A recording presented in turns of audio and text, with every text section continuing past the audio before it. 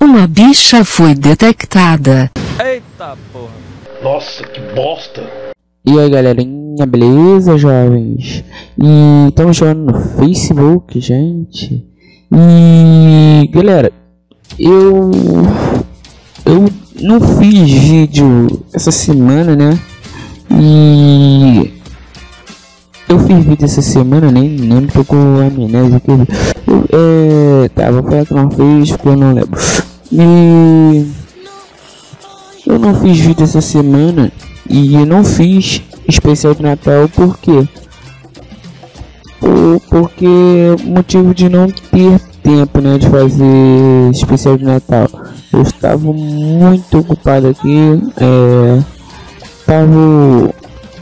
não tava em casa, né, tava lá em Coroa Grande,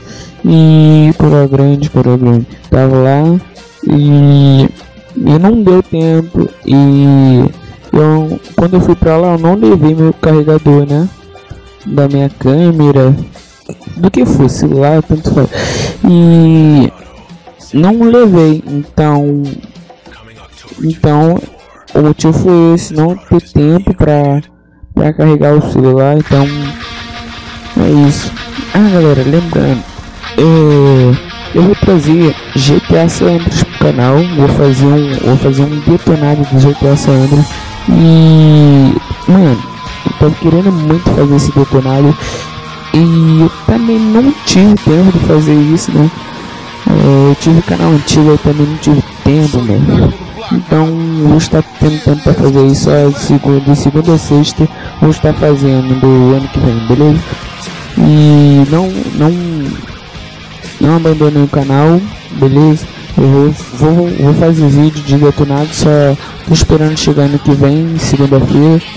E é isso, vim mostrar pra vocês, pra dizer isso pra vocês. E eu espero que vocês gostem do detonado aí. É isso galera. Vou encerrando aqui agora. E espero que vocês gostem bastante do detonado mesmo. Eu não sei se eu não sei nem jogar, eu vou morrer muito rápido. Me chama no Facebook. Então, vou morrer muito rápido. Mentira, gente. Eu sou zica, mentira. Sou ruim. E é isso, galera. Vamos lá. Então, vamos lá pra onde, gente? Não tô terminando. Cara, é isso, galera. Beleza? Terminando aqui. E fala aí, galera. Se inscreva no canal. Dê um like no vídeo. O canal tá batendo 40 já inscritos. Eu tô assim surpreso, né, com isso. Não esperava ter um 40, né?